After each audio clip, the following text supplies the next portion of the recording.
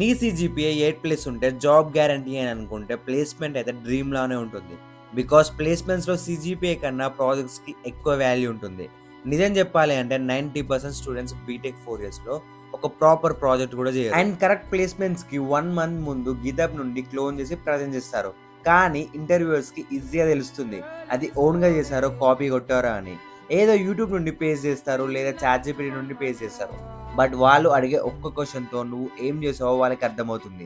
స్కిల్స్‌ని థియరిటికల్‌గా ప్రూవ్ చేయడం అంటే సీజీపీఏ, కానీ ప్రాక్టికల్‌గా ప్రూవ్ చేయడం అంటే ప్రాజెక్ట్స్ ద్వారా అవుతుంది. అలాంటిది నువ్వు 4 ఇయర్స్ వచ్చే వరకు ప్రాజెక్ట్సే స్టార్ట్ చేయవు. సో నువ్వు ఫస్ట్ ఇయర్లో ఉన్నప్పటి నుండి ప్రాజెక్ట్ స్టార్ట్ చేయాలి. ఒక రియల్ ప్రాబ్లమ్కి సొల్యూషన్ బిల్డ్ చేయి. That will become a project. And students చేసే కామన్ మిస్టేక్స్ ఏంటో నెక్స్ట్ వీడియోలో చెప్తా. విత్ దట్ ఇప్పుడు హై డిమాండ్లో ఉన్న ప్రాజెక్ట్స్ లిస్ట్ కూడా చెప్తా. సో నెక్స్ట్ వీడియో కోసం ఫాలో కొట్టు. మనం మళ్ళీ నెక్స్ట్ వీడియోలో కలుద్దాం.